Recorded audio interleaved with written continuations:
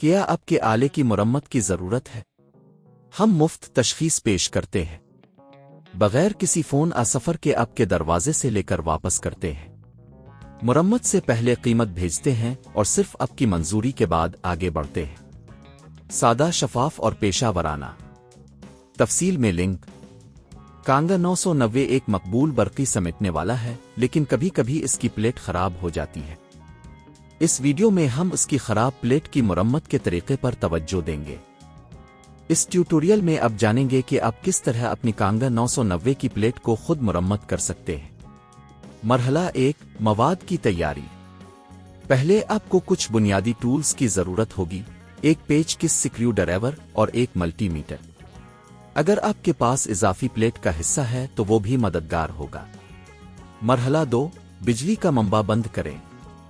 پہلا کام یہ ہے کہ کانگا 990 کا بجلی کا منبع بند کریں۔ یہ ضروری ہے تاکہ مرمت کے دوران کسی قسم کا حادثہ نہ ہو۔ مرحلہ 3، پلیٹ کا معائنہ کریں۔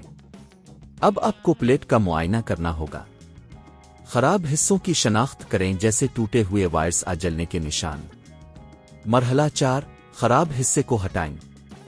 اگر آپ نے کسی ٹوٹی ہوئی یا خراب حصے کی شناخت کی ہے تو اسے احتیاط سے ہٹائیں۔ پیچ کس، سکریو ڈرایور کا استعمال کرتے ہوئے خراب حصے کو نکالیں۔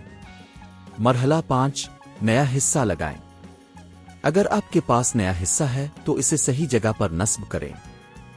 یقینی بنائیں کہ یہ اچھی طرح سے فٹ ہو رہا ہے اور تمام سکرو کو مضبوطی سے باندھ دیں۔ مرحلہ 6، بجلی بحال کریں۔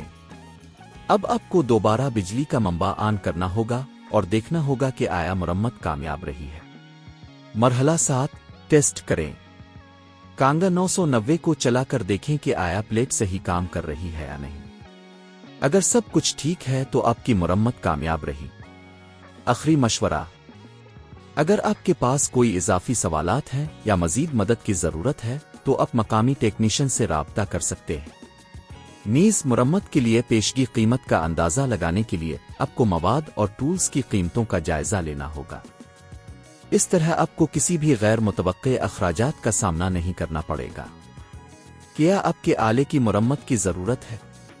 ہم مفت تشخیص پیش کرتے ہیں، بغیر کسی فون سفر کے آپ کے دروازے سے لے کر واپس کرتے ہیں۔ مرمت سے پہلے قیمت بھیجتے ہیں اور صرف آپ کی منظوری کے بعد آگے بڑھتے ہیں۔ سادہ، شفاف اور پیشہ ورانہ۔ تفصیل میں لنک۔